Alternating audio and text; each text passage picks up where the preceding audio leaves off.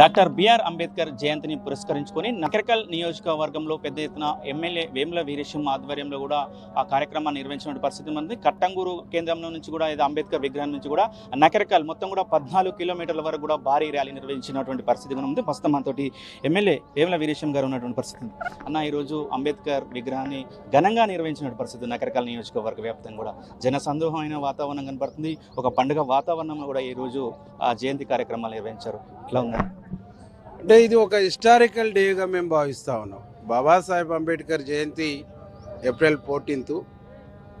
మా ముఖ్యమంత్రి గారు రేవంత్ రెడ్డి గారు, మా అధినాయకులు రాహుల్ గాంధీ గారు, మల్లికార్జున ఖర్గే గారు, మా రాష్ట్ర క్యాబినెట్ అంతా ఎస్సీ కేటగిరైజేషన్ చేయటము, అట్లాగే బీసీ కులగణనను కూడా చేపట్టడం అనేటువంటిది ఈ రెండు చేపట్టి ఈ రెండు అసెంబ్లీలో ఆమోదం పొందిన తర్వాత వచ్చినటువంటి మొదటి జయంతి కాబట్టి దీన్ని ఒక హిస్టారికల్ డేగా మేము భావించి ఇది ఒక పండుగ వాతావరణంలో జరపాలని చెప్పేసి ఈ ప్రాంత ప్రజలందరూ, కాంగ్రెస్ పార్టీ కార్యకర్తలందరూ కూడా కోరుకోవడం జరిగింది. అందుకోసమే మేము దాదాపు ఒక 12 కిలోమీటర్ల మేర భారీ ర్యాలీని నిర్వహించి నకరికల్ టౌన్లో మా అధినాయకులైనటువంటి రాహుల్ గాంధీ గారు, మల్లికార్జున ఖర్గే గారు, సోనియా గాంధీ గారు, అట్లాగే మా రాష్ట్ర క్యాబినెట్ మొత్తము మా ముఖ్యమంత్రి రేవంత్ రెడ్డి గారి చిత్రపటానికి డోన్తోని ఇలా ప్రజలందరూ స్వచ్ఛందంగా పాలాభిషేకం చేసేసి ఇలా ఘనంగా అంబేద్కర్ జయంతిని నడుపుకోవడం జరిగింది. మొత్తం కూడా ఈరోజు అంబేద్కర్ జయంతి ఒక ప్రముఖమైన రోజు. ఈ రోజునే రాష్ట్ర ముఖ్యమంత్రి రేవంత్ రెడ్డి కూడా భూభారతి కార్యక్రమాన్ని కూడా లాంఛనంగా ప్రారంభించబోతున్నారు. ఈరోజు ఎట్లా చూడొచ్చన్న, భూభారతి ఏ విధంగా ఉండబోతుంది? గత ప్రభుత్వం ఏదైతే దాంట్లో కూడా మొత్తం కూడా అవకతవకలు జరిగాయని చెప్పారు. భూభారతి ఏ విధంగా ఉండబోతుంది అంటే ముఖ్యమంత్రి గారు ఎన్నికల సందర్భంలోనే చెప్పిండు, ధరణి చేసినటువంటి పాపాలు రైతుల పట్ల, ప్రజల పట్ల శాపంగా మారినాయి. కాంగ్రెస్ పార్టీ అధికారంలోకి వచ్చి ఇందిరమ్మ రాజ్యం వచ్చేస్తే ధరణిని బంగాళాఖాతంలో వేసి భూభారత్ తీసుకొస్తామని చెప్పారు.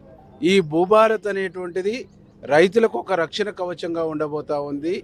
రైతాంగం కోల్పోయినటువంటి భూములు తిరిగి పొందటానికి దోహదపడతా ఉంది.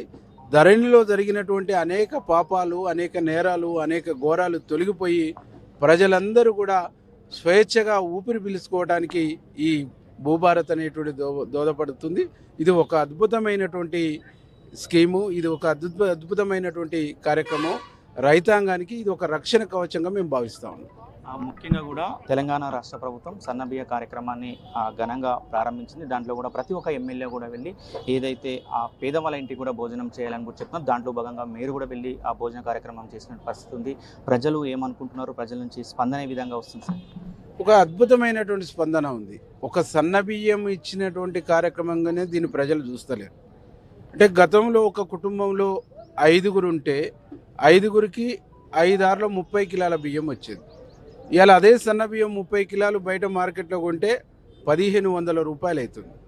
కానీ ఆ దొడ్డు బియ్యం రీసైక్లింగ్ అవుతూ రావటం మూలంగా ముద్ద అవుతున్నాయి, తినట్లేరు. కాబట్టి బ్లాక్ మార్కెట్లో అమ్ముకుంటారు. బ్లాక్ మార్కెట్లో 5 రూపాయల కేజీ అమ్ముతారు. 30 కిలోల బియ్యం బ్లాక్ మార్కెట్లో అమ్మితే 150 రూపాయలు వస్తుంది.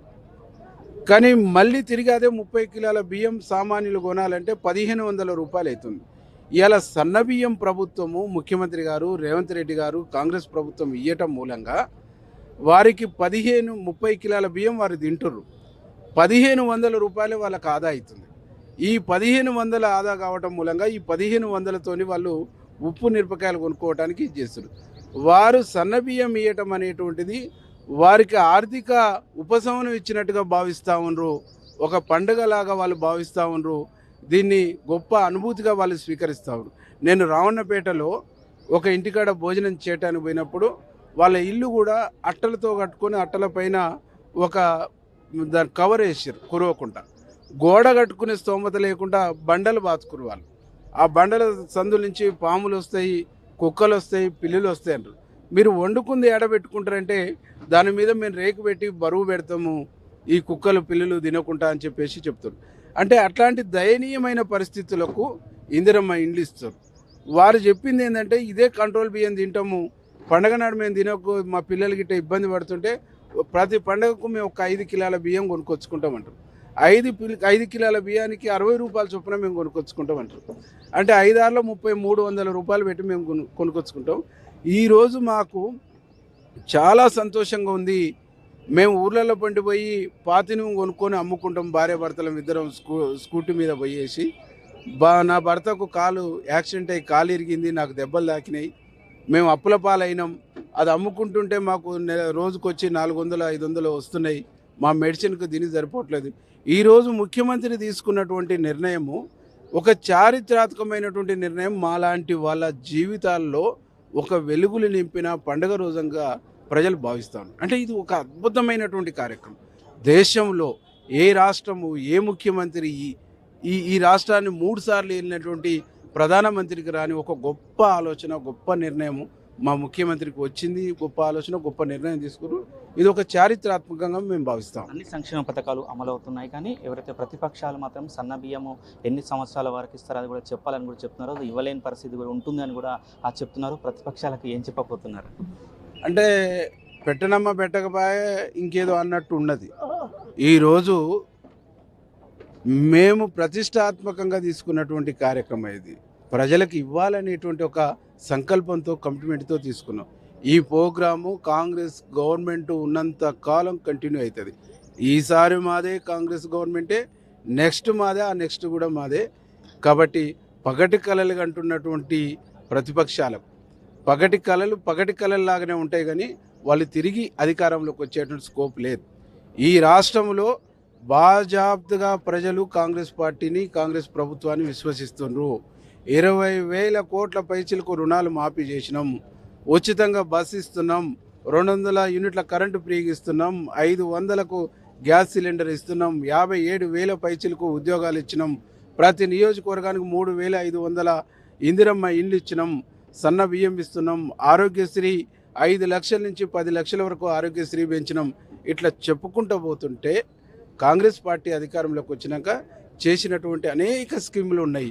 ఇవన్నీ కూడా విస్తృతంగా ప్రజల్లోకి వెళితే, విస్తృతంగా ప్రజల్లోకి పోతే మాకు భవిష్యత్తు ఉండదు. కాబట్టి ఒక్క అబద్ధాన్ని 100 సార్లు చెప్తే అబద్ధం చెప్పు, మళ్ళీ చెప్పు, తిరిగి చెప్పు, అదే చెప్పు, మళ్ళీ చెప్పు అన్నటువంటి పద్ధతిలో ప్రతిపక్షాల అబద్ధాలు, అసత్యాలు చెప్తా ఉంటారు. దీన్ని ప్రజలు నమ్మరు. చివరిసారిగా రాజు యువ వికాసం ఆ కార్యక్రమం కూడా నడుస్తుంది సార్. అదైతే నకరికల్లు నియోజకవర్గంలో మొత్తం కూడా యువతకు ఎంతమంది అప్లై చేసుకోబోతున్నారు, వాళ్ళకి ఏ విధంగా అవగాహన కల్పిస్తున్నారు, ఎట్లా నడుస్తుంది సార్ ఆ ప్రోగ్రామ్? కాంపిటేటివ్ ఎగ్జామ్లో పాల్గొని ఉద్యోగాలు పొందినటువంటి వాళ్ళందరికీ కూడా శుభాకాంక్షలు చెప్తూ, ఆ ఉద్యోగ అవకాశాలలో మిస్ అయినటువంటి వాళ్ళు అప్లై చేసుకొని రాజీవ్ యువ వికాసు స్కీమ్లో మీరు లబ్ధి పొందాలని చెప్తున్నాం.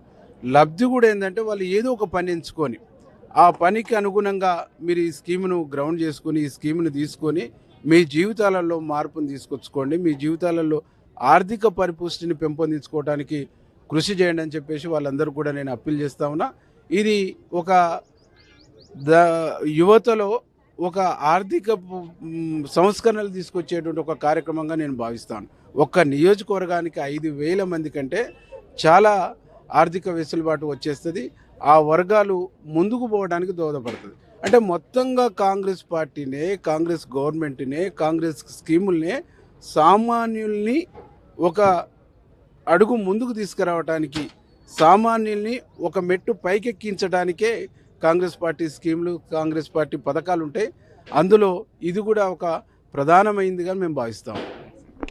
మొత్తం కూడా నకరికల్ ఎమ్మెల్యే వేముల వీరేశం చెప్తున్నా, ఏదైతే కాంగ్రెస్ ప్రభుత్వము ప్రవేశపెట్టిన సంక్షేమ పథకాలు ప్రజలందరికీ అందుతున్నాయని కూడా చెప్తున్న పరిస్థితి కనపడుతుంది. ఎవరైనా ప్రతిపక్షాలు చేస్తున్న అబద్ధాలు ప్రచారం చేస్తున్నారని కూడా చెప్తున్న పరిస్థితి. ఈ రోజు జరిగినటువంటి డాక్టర్ బిఆర్ అంబేద్కర్ జయంతి ఉత్సవాలు అంగరంగ వైభవంగా నిర్వహించామని కూడా చెప్తున్నారు. మొత్తం కూడా 12 కిలోమీటర్ల వరకు కూడా భారీ ర్యాలీ నిర్వహించి ఇక్కడ కార్యక్రమాన్ని నిర్వహించామని కూడా నకరికల్ ఎమ్మెల్యే వేముల వీరేశం చెప్తున్న పరిస్థితి కనపడుతుంది. ప్రపంచంలో ఏ మూల ఏ క్షణం ఏం జరుగుతుందో వేగంగా తెలుసుకోవడానికి తొలి వెలుగు వాట్సాప్ ఛానల్ని ఫాలో చేయండి.